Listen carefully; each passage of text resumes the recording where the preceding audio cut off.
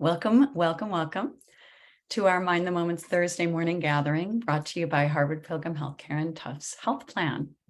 This is a place where we invite experienced mindfulness instructors to speak with us about what mindfulness means to them and to discuss as a community how we can incorporate these practices into our daily lives. I'm Suzanne Rowe Palacino, and I am delighted to be here with Tara Healey, founder and director of Harvard Pilgrim Healthcare's mindfulness program. Good morning, Tara. Good morning, Suzanne. Good morning, everyone. Happy to be here with you this morning. It's great to be here to practice this morning and be together and share some ideas and just be still for a little bit. This is all good. A good way to begin our day. So welcome to anybody that's here on a regular basis. So, we love having you here and seeing your names appear, and also a very special welcome as well to anyone that's new. Yeah. So today, Tara will start us off with a question for the group. Then she will share a few thoughts with us and then lead us right into a guided practice of about 12 minutes.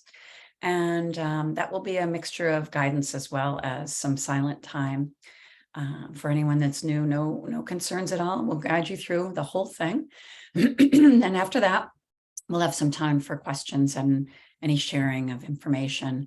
So if you go to the bottom of your screen on your Zoom screen and open up the chat, and when you do that, you can have the opportunity to click the blue drop-down menu, click to everyone, and then everyone can see your comments as you share them. So now the question. What question do you have for us this morning? Yeah. So, as a way to check in, I was thinking this week, and I believe it was Tuesday, was the equinox. And as I was just kind of reading about the spring equinox, what I didn't fully understand, but I realized equa makes sense, is that daylight and nighttime are equal proportion. And the other thing that kept coming up was balance at this time of year. And so my question is, what helps you maintain a sense of balance, just in general in your life? What do you do that helps you maintain a sense of balance? And as always, Suzanne, while people are getting their thoughts together, we'll start with you and then I'll weigh in as well. But in the meantime, for those of you that have a response that's right there, you can go ahead and start to fill the chat. Yeah, so a few things came up, but the thing that really I think about a lot is my dog. Oh, Yeah, so yeah. when he walks and when he just when we're together, when I connect with him, I feel like he kind of tells me how things should be. Oh, He can really sense what I seem to need, and he'll jump up yeah. on the couch and kind of almost like, it's time to sit down, Suzanne. So I think he really helps me do that. Oh, I love that. Like he'll jump on the couch, like giving you a hint, like Well, it's time for you to it just, seems like that. Yeah, yeah. it kind of seems like that. It's funny. I love that. And that Yeah. you're so in tune with each other, Yeah. that's really sweet. Yeah. How about you, Tara? You What know, comes up for you? something I've done for a long, long time, really consistently since I was about 18 is I run. And the amount of miles I do has varied over the years. And but I feel like of anything else in my life that is something that I have continued and feels incredibly important to me to continue. So I usually run 6 out of 7 days a week, and I've cut back on my miles so that I can keep running. But yeah, so that is it for me. I mean, there are other things, of course, but yeah. So let's see what folks have said. And you're muted, Suzanne? Thank you. So nice to have that consistency of running and doing something like that every day, you know? Like Yeah. Yeah. And I think when I started, it wasn't like I thought like this is going to be a lifelong practice. I didn't think that at all. And it just, it just sort of worked out that way. Yeah, I love that. Yeah. Yeah, lots of additions to our chat here. Exercise, pray, meditate, getting outside, praying. Balance is the word of the year. Yeah. Now, chalk in my driveway. I love that. How different is Yeah. that? I love that. There's a house I run by and they chalk their driveway, and it's fun to see what they're putting. Yeah. Yeah, it's nice. It's a nice artistic thing to do that you can do, you have to redo it all the time because it doesn't stay there. It's Right. stick to routines, many years of experimenting. Yeah. Yeah. Yeah. Age does tell us a lot, doesn't it? It does. It's pretty amazing. Definitely my dog. Yeah. Processing stressors with husband or friend. Actually planning out a day. Mother Nature. Yeah. Yes. Yeah. Yes. Yeah. Mother Nature always provides a clean state, a slate. Yeah. There is an artist who uses nature like that. His name is Andrew. I'm going to draw a blank on his last name. Some of you might know. He's from Scotland. Pretty sure he's Scottish, maybe Irish, but he's amazing. And he makes all of these sculptures out of everything he finds in nature, knowing that they will disappear because of the weather. So it's all part of it, that there is Andrew Goldsworthy. He's worth looking up, because related to our practice, the impermanent and ever-changing nature of everything. So everything that he creates is amazing. And you think, oh my gosh, I don't ever want this to go away. But he makes it knowing that it'll go away. So he has books of photography of his work, but it's really quite remarkable. Check that out. That's great. I love that. Yeah. Part of the natural world. It makes me think about the Buddhist nuns with the mandalas. Yes, And the how sand they mandalas. Yeah. take the sand and they use natural materials to color. And at Wellesley College, there was for a while, every couple of years, they would come and do that. And what a practice. Yeah. Pretty amazing. Yeah. Yeah. But I think with this theme of balance, that the equinox brings, there's clearly lots of ways that we can maintain that kind of sense of equanimity and, just to help keep us grounded. And with that, let's go ahead and move into a practice. Sounds good. So you want to sit in a way that is, or stand, or even lie down. So you can sit, you can stand, you can lie down, whatever feels like it'll serve you best. And also maintain your sense of wakefulness. So that's important. Your eyes can be open or closed. And if you decide to keep them open, you want to gaze down a little bit just to help remove any peripheral distraction. And go ahead and just settle into your posture, making any micro movements for stability and uprightness, and yet relax the body around the spine, or soften the body around the spine to the degree that you can. And so just kind of noticing how things are from your activities so far this morning. Go ahead and take a couple deep breaths as a way to settle any surface tension See if you can make your exhalation a little bit longer than the inhalation.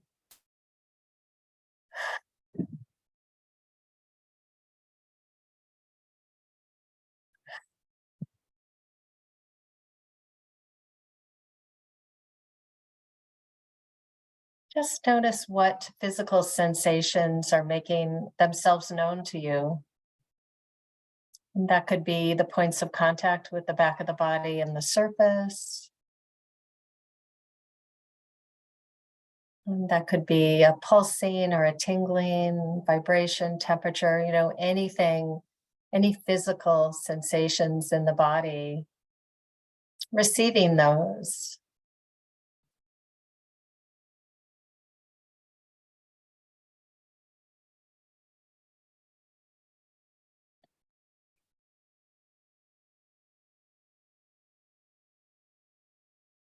And taking a moment to receive sound that's in the room or outside of the room.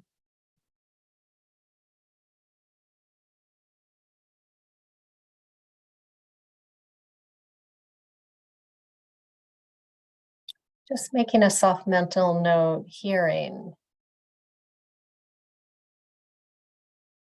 So we're just widening the angle of attention, of awareness, just a little bit to receive sound.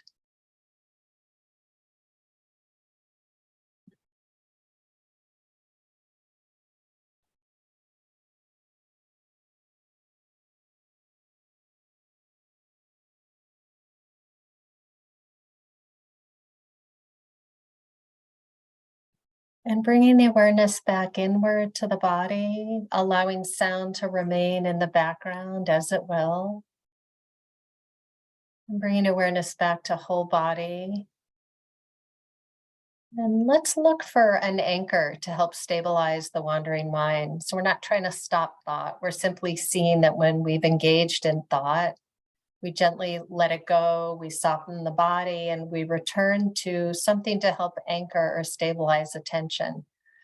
Now, there's a few options. That could be your breath, the sensations you feel when you inhale and exhale, wherever in the body it's strongest. For some people, it's the belly, others, the area around the chest, even the nostrils, or just the movement, the overall movement. And again, it's feeling from the inside. So as you breathe in and out, where do you feel the sensations the strongest? And allow that to serve as your anchor, something you return to each time you see the mind is wandering. We just do that over and over and over again, as the mind will wander many, many times. Not a problem. And if breath is challenging for you this morning, you could use something else. You can use a sound that's in the background that's consistent. You could use the palms of your hands resting on the top of the thighs and that point of contact with the hands on the thighs. Or another point of contact that the body is making with the surface that feels like stability to you, that you could return to that sensation. So I'll be silent for a couple minutes as you find your anchor.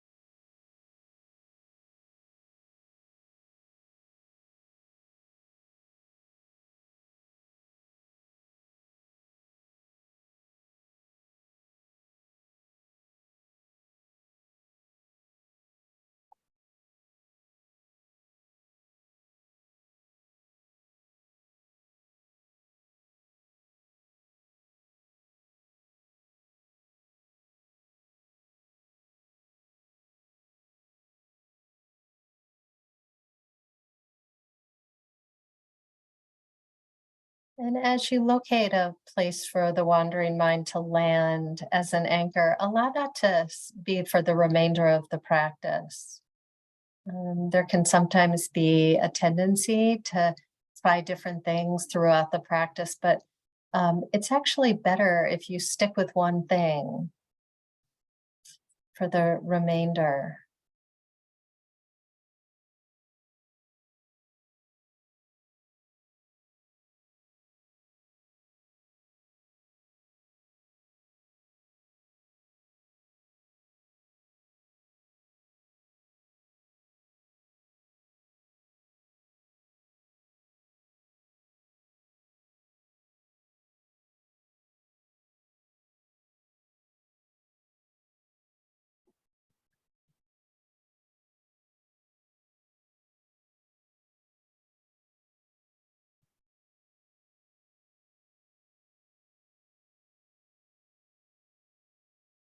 Noticing where the mind is, soften the body and return to your anchor.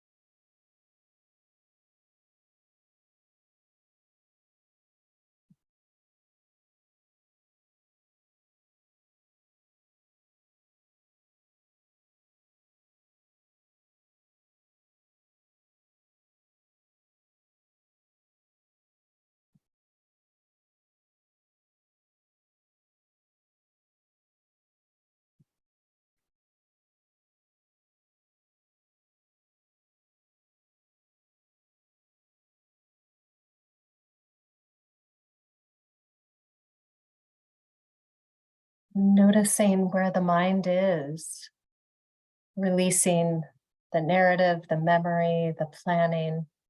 Allow the body to soften and return to your anchor.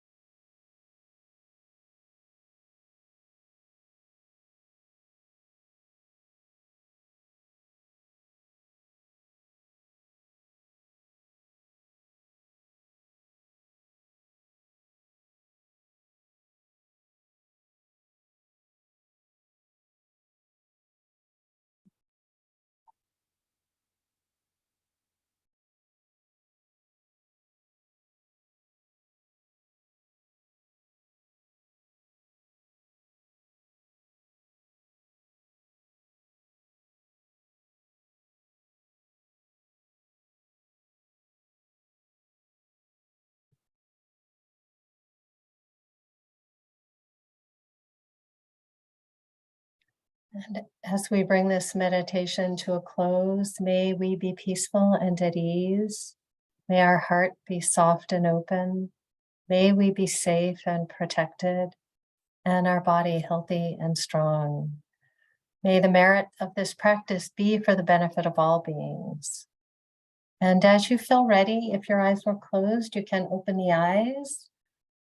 And whether they were open or closed, it's always helpful to just kind of reorient to the room, to the space that you're in. Thank you,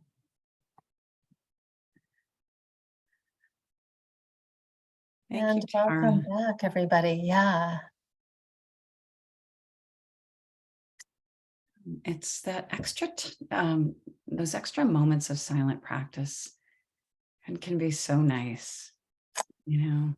Yeah. And I think it just also gives folks an opportunity to see for themselves when they're wandering, and then bring the attention back, and and to really know that it's the nature of the mind to wander. So we're not trying to stop it, but when we're formally practicing, we're just deciding we're not going to continue on the train of association. We're actually going to get off. And that just helps stabilize the mind, that coming back over and over again. It's much like if you are lifting weights against the resistance of the weight. That's what helps build strength and flexibility. And in this, instead of the weight, you could think of the thinking mind the same way. The thoughts actually seeing that we've wandered and returning to our anchor is what helps build that stability and that calibrated mind. And the idea is that mindfulness just works better on a steady platform. Yeah, so we see our habits and our patterns with greater clarity, the steadier the mind is. So, we're less reactive, more responsive, more able to align with our values for how we want to show up in the world. And when we see that we have in some way not lived out our values, we see that clearly and see, what that feels like. So, yeah. Yeah. And it really does, like what you mentioned, that practicing and that weightlifting for the mind, it helps us so much in regular human life. Right. Yeah. I have this thing that I say in my mind when I'm feeling like I'm going to react. I say notice and release. Now notice and release. Like, Yeah. am I going to react? Okay, I've noticed that, and just release a breath. That's great. Exactly. Yeah, because the idea is that we're not developing this steadiness of mind just when we're sitting on the cushion, so to speak, or, we're actually employing that in the service of our lives and the service of other people. So it's like exercise. You don't do it formally so that you're strong and flexible just during that period of time. You want to employ the strength and flexibility to help you move through the world.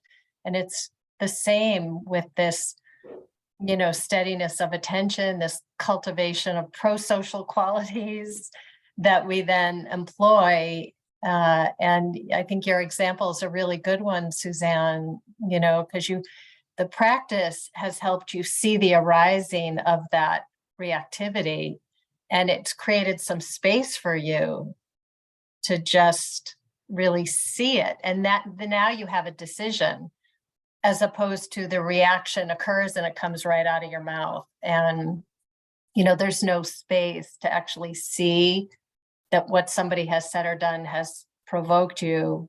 It's the provocation occurs and then that thing comes out of our mouth, or that action we take. But the practice over time, as you've illustrated, allows for a little bit of, Yeah. So anybody have any questions or thoughts, or again, if you want to share a book or an app or anything that you've come across lately with the community, this is the place to do it. So I think we've all gotten some really good ideas. Yeah. Yeah.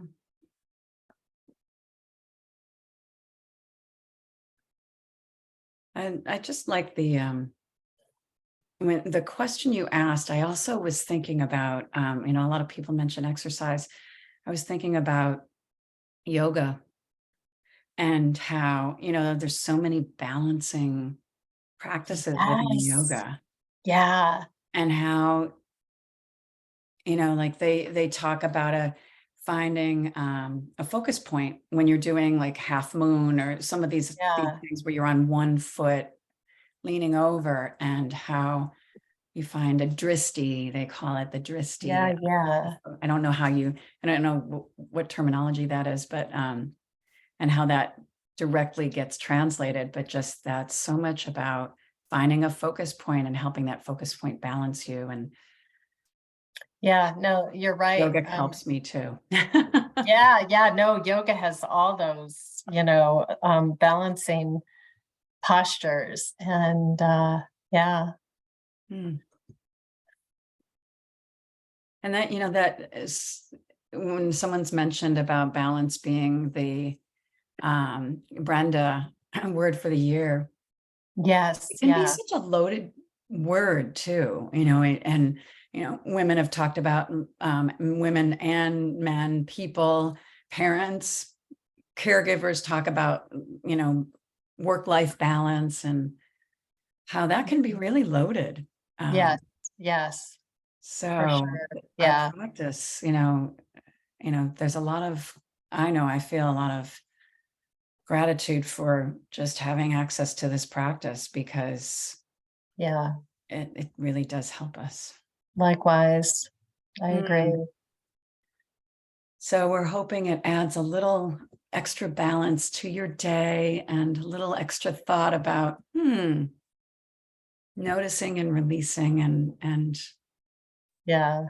a way to make things a little bit more comfortable for you during the day. So thank you for joining, Tara. Thank you for your Yes. idea for this Sure. theme. It's just it's wonderful to discuss it and to have an Yeah. opportunity to practice it. Yeah. Thank you, everybody, for joining this morning.